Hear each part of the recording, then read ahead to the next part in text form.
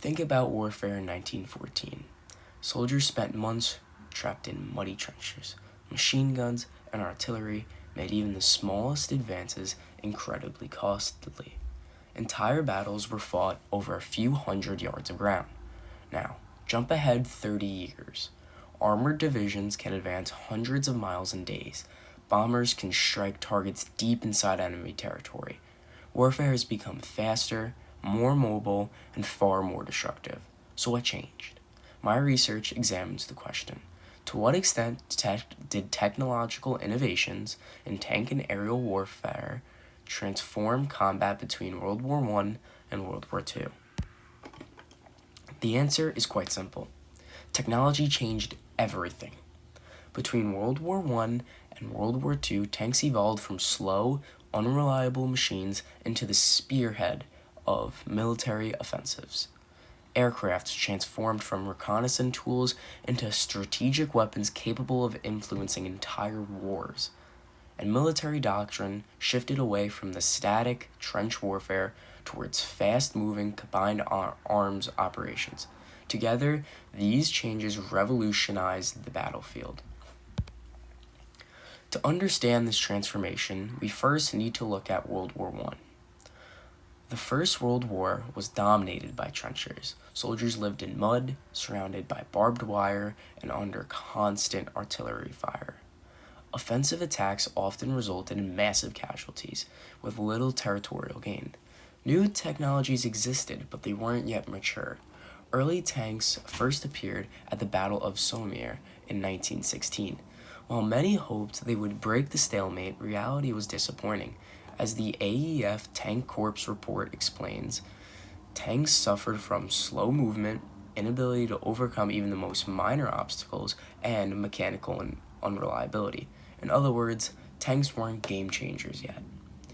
Aircraft faced similar limitations. Planes were mainly used to observe enemy positions and direct artillery fire.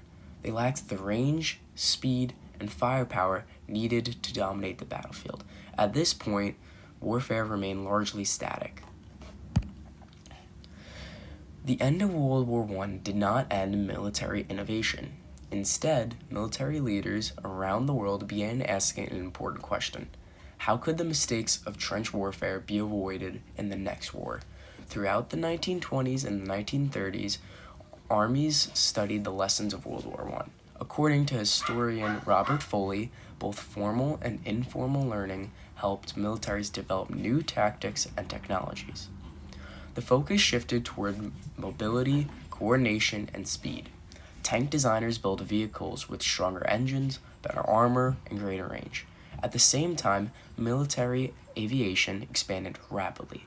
As Derek Salami notes, in the summer of 1941, Army aviation underwent a major reorganization when the General Staff established the AAF and named Arnold its first chief. This reorganization reflected a growing belief that air power would play a major role in future conflicts. By 1939, these new ideas were finally put to the test. Germany's invasion of Poland demonstrated the effectiveness of blitzkrieg, or lightning war. Instead of slowly attacking enemy defenses, German forces used tanks, aircraft, infantry, and radio communications together in coordinated attacks. The age of trench warfare was beginning to end. When World War II began, tanks were no longer experimental weapons. They had become the centerpiece of modern warfare. German panzer divisions could move quickly, communicate through radios, and exploit weaknesses in enemy defenses. Rather than supporting infantry from behind, tanks now led the attack. A National Archives document detailing the operations of the 746th Tank Battalion shows how armored units conducted a large-scale offensive across vast distances.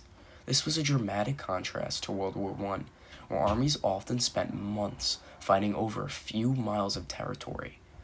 Success now depended on speed and coordination. Tanks, infantry, aircraft, artillery, and communication systems worked together as a single force. Historian Linda Robinson summarizes this transformation by stating that World War II revolutionized land warfare. This quote directly supports my argument because it shows that new technologies and battlefield concepts fundamentally changed how wars were fought. By World War II, mobility had replaced stagnation. The transformation of aerial warfare was just as significant. During World War I, aircraft primarily served as reconnaissance tools. Pilots observed enemy positions and reported information back to commanders. Although useful, aircraft had little ability to influence battles independently. World War II changed that completely. Aircraft became one of the most powerful weapons in military history. Bombers could strike factories, transportation networks, and military installations hundreds of miles away from the battlefield. Military planners carefully analyzed the effectiveness of these operations. One National Archives intelligence document instructed officials to maintain files on strategic targets and continuously evaluate bomb damage and intelligence reports. This demonstrates how aerial warfare became increasingly data-driven and strategic. Military leaders were no longer simply dropping bombs. They were using intelligence, analysis, and technology to maximize the effectiveness of air campaigns. Historian Scott Murray explains that during World War II, aerial precision was regarded differently in the European and Pacific theaters of operations. This highlights how advanced air warfare had become. Different regions had required different strategies, technologies, and objectives. According to Philip Biddle's research on air power theory, military thinkers increasingly viewed aircraft as tools capable of weakening an enemy's industrial and military capacity. Aircraft had evolved from observers in the sky into weapons capable of shaping entire wars. When comparing World War I and World War II, the scale of change is impossible to ignore.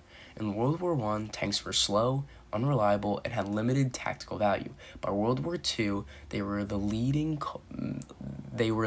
massive armored offensives across entire countries.